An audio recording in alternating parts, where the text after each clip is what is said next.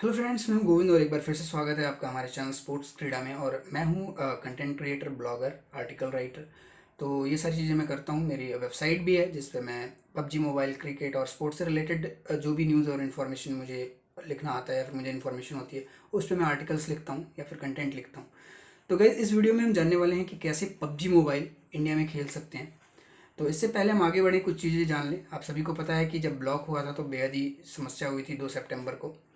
लेकिन उसके बाद फिर से एक बुरी न्यूज़ आती है कि सर्वर भी शट डाउन कर दिया गया इंडिया के लिए।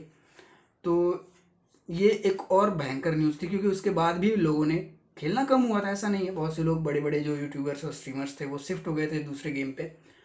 लेकिन ये न्यूज़ बेहद ही दुखदायक थी क्योंकि अचानक से ये सब हुआ, क्योंकि उसमें तो दो एक महीने का गैप था। यहाँ तो एक दिन पहले न्यूज़ आती है और नेक्स्ट डे ब्लॉक। तो ये बहुत बड़ी समस्या थी। लेकिन जैसा कि बोला गया था कि सर्वर इंडिया का शट डाउन किया जाएगा, बट ऐसा नहीं है। इंडिया वही सर्वर यूज़ करता है जो एशिया के लोग करते हैं।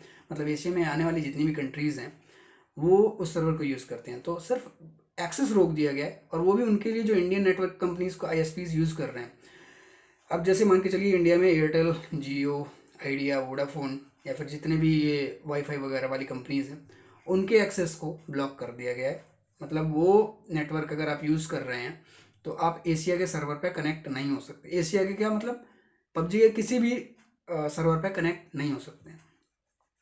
अब बात आती है कि यूज़र एक्सेस रोक दिया जाएगा। ठीक है, वो यूज़र एक्सेस रोका नहीं गया है। यूज़र अभी भी एक्सेसिबल है, लॉगिन करता है, उस पेज तक पहुंच जाता है जिस पे पबजी चलता है। लेकिन वहां पे एक रिटर्न कोड आता है, मैसेज कि आप, मतलब सर्वर बीजी का मैसेज आता है। मतलब यूज़र अभी भी एक्सेसिबल है, एक्सेस कर रहा है, बट क्या है कि वो खेल नहीं सकता। क्यों? क्योंकि नेटवर्क जो है वो ब्लॉक्ड है, वो नेटवर्क यूज़ नहीं कर सकता। तो अभी क्या है कि ये दो चीज़ें कंफर्म हो गई। एक तो यहाँ पे प्लस पॉइंट है कि पबजी आने के चांसेस हैं। पहली बात तो ये, अगर इनको पबजी बैन ही करना है और इंडिया से डिस्कनेक्शन ही रखना है, मतलब बिल्कुल ही परमानेंट बैन करना है, तो डेटाबेस हटा दो। यूजर डेटाबेस, सिंपल सी बात है, डिस्कनेक्ट कर दो। लेकिन नहीं, ऐसा नहीं किया इन्होंने।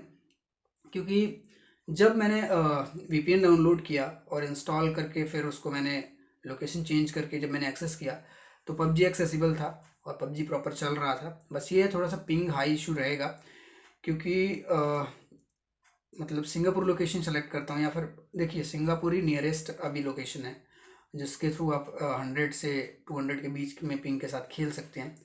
और कोई अगर आप सेलेक्ट करते हैं बहुत दूर दूर के हो जाएंगे तो उन पर 300, 400, 800 तक का पिंग रहेगा, तो उस पर आप खेल भी नहीं पाएंगे। लेकिन ये एक अच्छी खबर है कि यार अभी भी हमारा जो यूज़र कनेक्शन है, यूज़र अभी है जो, वो डेटाबेस जो है वो सर्वर से कनेक्टेड है, मतलब हटाया नहीं गया है। तो यहाँ पे एक प्लस पॉइंट ये है कि मान के चलिए कि ऐसा लग रहा है हमें कि पबजी कहीं ना कहीं प्रिपेयर कर रहा है फिर से आने के लिए उसी यूज़र डेटाबेस के साथ, मतलब यूज़र आईडी के साथ जो हम यूज़ कर रहे थे पहले।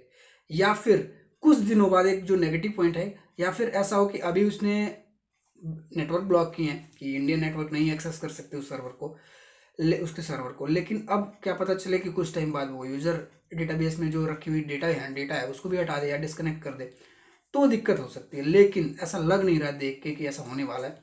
तो ये एक प्लस पॉइंट भी है और कहीं ना कहीं एक नेगेटिव पॉइंट भी साथ ही साथ चल रहा है कि हाँ, हो सकता है फ्यूचर में रिमूव कर दे डेटा, यूजर डेटा भी, कनेक्शन भी। तो अभी लेकिन जिन लोगों को पबजी मोबाइल खेलना है और वो भी ग्लोबल वर्जन खेलना है, या फिर जिनके मिशंस कंप्लीट नहीं हुए और कंप्लीट करना है, तो वो खेल सकते हैं सिंपली।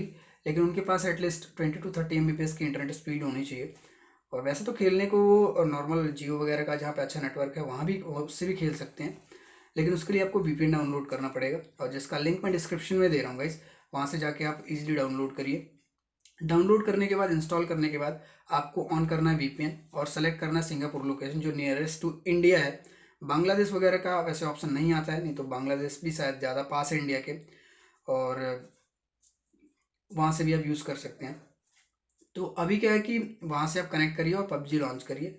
आप सिंपली कनेक्ट हो जाएंगे। 100 to 200 पिंग्स मैक्सिमम जाएगा, 300, इससे ऊपर नहीं जाएगा। इतने पिंग पे आप आराम से खेल सकते हैं और अपना मिशन भी कंप्लीट कर सकते हैं।